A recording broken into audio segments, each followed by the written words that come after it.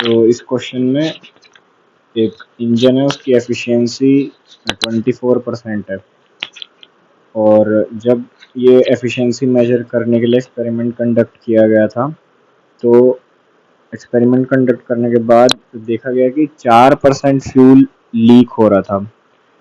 4% of the fuel used in experiment had actually leaked.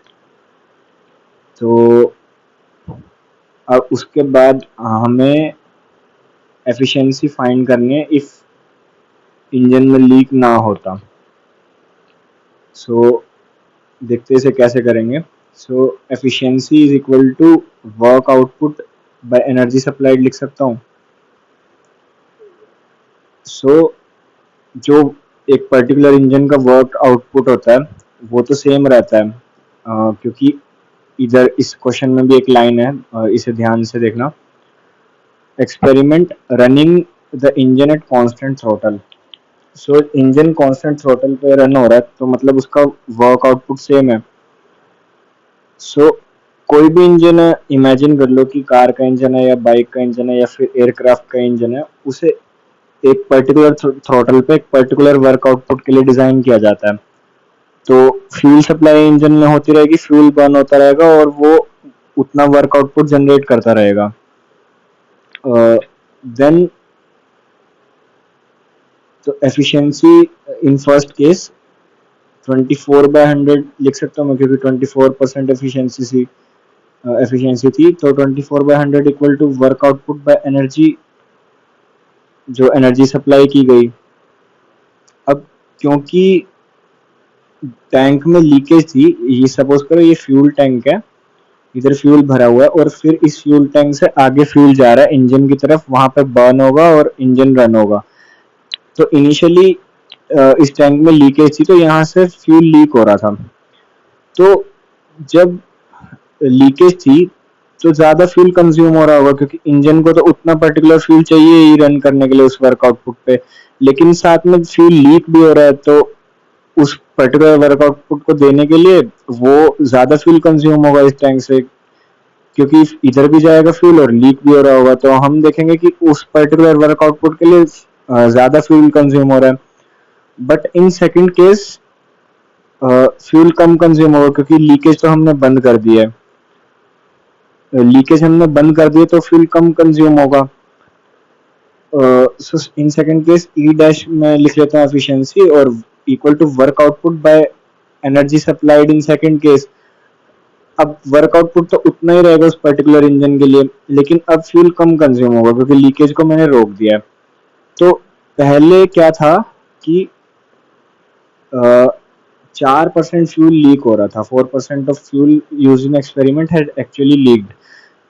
तो अब वो 4% फ्यूल लीक नहीं होगा, तो उतना परसेंटेज ऑफ फ्यूल कम कंज्यूम होगा उस पर्टिकुलर वर्क आउटपुट को देने के लिए। सो अब जो फ्यूल कंजम्पशन है मैं लिख सकता हूँ ई माइनस ई इंटू 1 - 4%।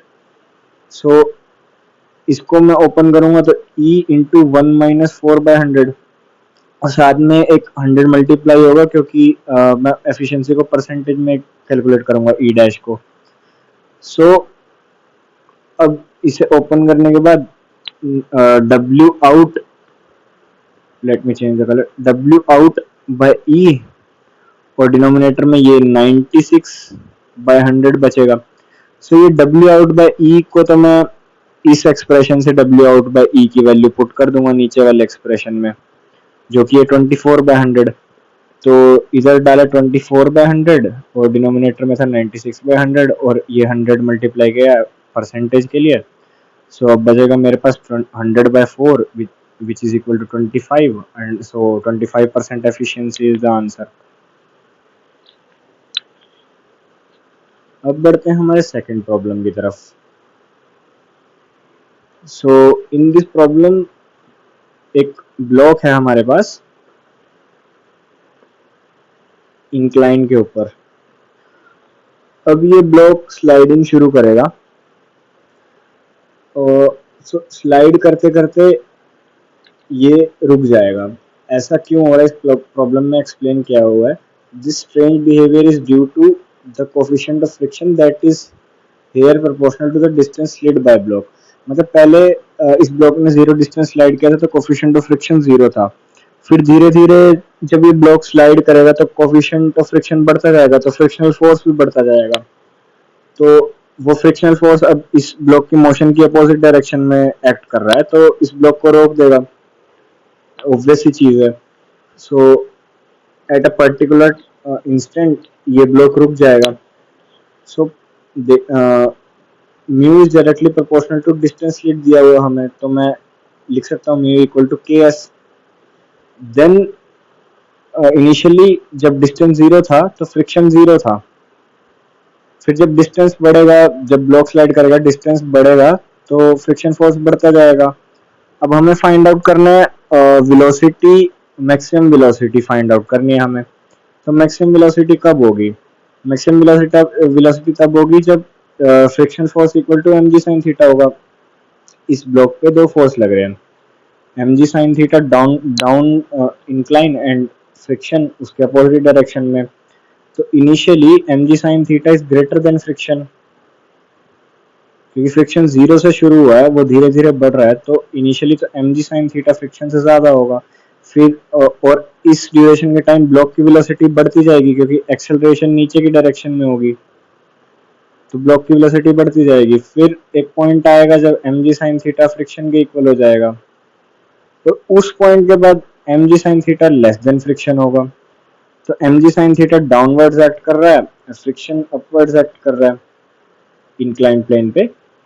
तो जब ये पॉइंट आ जाएगा जब M G sine theta friction के इक्वल है, उसके बाद M G sine theta less than friction होगा, तो फिर वो ब्लॉक की वेलोसिटी को घटाने लगेगा, तो फिर ब्लॉक की वेलोसिटी घटते घटते जीरो हो जाएगी। तो ब्लॉक की वेलोसिटी मैक्सिमम कहाँ थी? जब M G sine theta equal to friction था। तो इस पॉइंट पे मुझे वेलोसिटी कैलकुलेट करनी है। तो अब देखते हैं। इस डायग्राम में इस वाले पॉइंट पे जब M G sine theta equal to friction है, मैं उसको ऐसे लिख दूंगा, M G sine theta equal to mu M G cos theta, और म्यू को मैं लिख सकता हूँ के एस। ऊपर हमने देखा था कि म्यू इक्वल टू के एस है इधर। So M G sine theta equal to के S one into mu into M G cos theta. अब एस वन मैं उस डिस्टेंस को बोल रहा हूँ जहाँ तक ब्लॉक स्लाइड करेगा, और ये दोनों फोर्सेस इक्वल हो जाएंगे, ग्रेविटी का और फ्रिक्शन का। और फ्रिक्शनल फोर्स होता है mu into N, mu into normal. So normal तो हमेशा एम जी कॉस थीटा ही रहने वाला है, क्योंकि नॉर्मल इस डायरेक्शन में लगेगा और एम जी कॉस थीटा इस डायरेक्शन में लगेगा। सो नॉर्मल तो हमेशा एम जी कॉस थीटा ही रहने वाला है। सो इस इक्वेशन से मुझे मिल जाएगा के S equal to tan theta. Fine. अब मैं क्या करूंगा कि स्टार्टिंग पॉइंट से इस पॉइंट तक एनर्जी कंजर्व करूंगा जहां पे मेरा ब्लॉक फाइनली स्टॉप होने वाला है, ठीक है। सो पोटेंशियल ये हमें हाइट दी हुई है, वो हाइट दी हुई है जहां पे ब्लॉक स्टॉप होगा फाइनली। तो मेरी पोटेंशियल एनर्जी तो हो जाएगी एम जी एच, और ये एनर्जी यूज हुई है वर्क डन अगेंस्ट फ्रिक्शन में, work done against frictional force में। सो मैं M G H equal to के S M G cos theta into D S लिख सकता हूँ।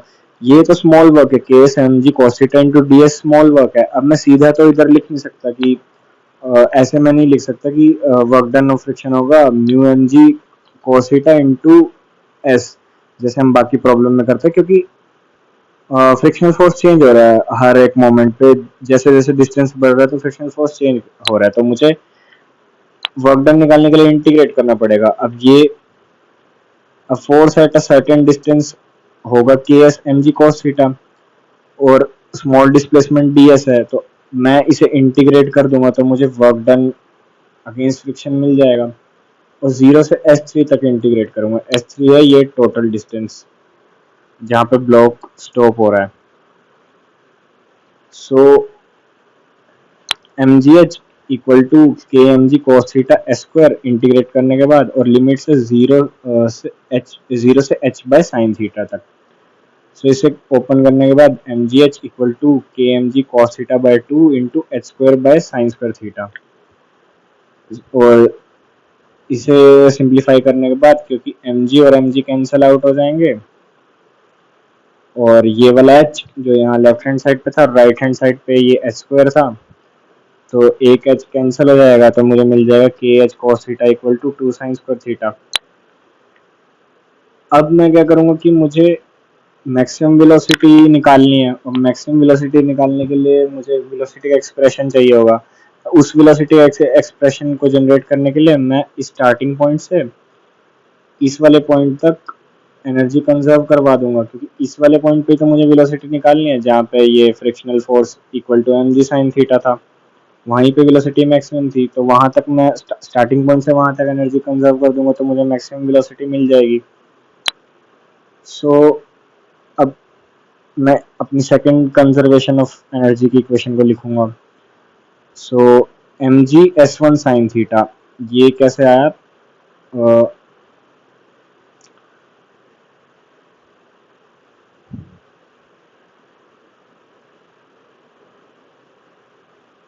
एस वन वो पॉइंट मान लेता हूँ जहां तक मुझे एनर्जी कंजर्व करनी है, एस वन उस पॉइंट तक का डिस्टेंस है मेरे स्टार्टिंग पॉइंट से, एंड जिस height equal to H one मान लेता हूँ तो H one equal to S one sine theta लिख सकता हूँ, वही मैंने यहाँ पे किया। सो मेरी पोटेंशियल एनर्जी थी m G S one sine theta और ये इक्वल है मेरी काइनेटिक एनर्जी के plus work done against friction के। फिर वर्क डन अगेंस्ट फ्रिक्शन तो हमने ऊपर देखा था कैसे निकालना है इंटीग्रेट करके, अब इसमें बस डिफरेंस ये है कि मुझे एस वन पॉइंट तक निकालना है, सो लिमिट में मैं एस वन रखूंगा। So k S one square by two into cos theta into g plus we square by two equal to g S one sine theta. अब मेरे पास तीन equation हो गई, एक ये वाली, एक ये वाली और एक सबसे पहली वाली ये इक्वेशन। अब इक्वेशन वन टू थ्री की हेल्प से मैं जो अननोन क्वांटिटीज हैं लाइक थीटा और एस वन इनको एलिमिनेट करूँगा, फिर इन्हें एलिमिनेट करके मुझे वी स्क्वायर का वी स्क्वायर की वैल्यू मिल जाएगी। अब देखते हैं कि इन तीनों इक्वेशन को इजीली सॉल्व कैसे करें। सो ये जो सेकंड इक्वेशन है मेरी k H cos theta equal to two sine square theta, इसको मैं कैसे लिख सकता हूँ, इस कॉस थीटा को राइट हैंड साइड पे ले जाऊंगा, डिवाइड कर दूंगा तो k H equal to two tan theta into sine theta. अब टेन थीटा की वैल्यू मुझे फर्स्ट इक्वेशन से पता है, ये वाली मेरी first equation. So tan theta equal to के S one, so tan theta की वैल्यू यहाँ पे रखी के एच इक्वल टू टू के S one into sine theta. So मुझे ये एक्सप्रेशन मिल गया H equal to two S one sine theta, और ये मैं अपनी इक्वेशन थ्री में डाल दूंगा इधर राइट हैंड साइड पे, एस वन साइन थीटा की वैल्यू एच बाई टू डाल दूंगा इस वाली इक्वेशन से।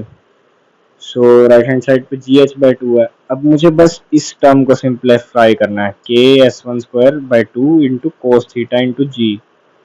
इसे देखते हैं कैसे सिंप्लीफाई करेंगे अब। सो यहाँ पे k S one equal to tan theta था मेरे इक्वेशन वन से, ये इक्वेशन देखो, इक्वेशन वन, इधर से k S one equal to tan theta था। सो अब मैं दोनों तरफ कोस थीटा मल्टीप्लाई कर दूं तो k S one cos theta equal to sine theta हो जाएगा, फिर एक एस वन दोनों तरफ मल्टीप्लाई कर दूंगा तो मेरे पास ये एक्सप्रेशन आ जाएगा के S one square cos theta is equal to S one sine theta. अब यहाँ पे भी मेरे पास यही एक्सप्रेशन था K S one square by two cos theta, so इधर मैं डाल दूंगा S one sine theta simplify करके इंटू जी बाई टू, और ये मेरी बाकी की इक्वेशन जो थी equation three. No S one sine theta की वैल्यू तो मैं निकाल चुका था which was equal to H by two, so G H by four plus we square by two equal to ji H by two. So इसको right hand side ले जाके minus कर दूंगा, so v square equal to ji H by two, so v equal to under root g H by to.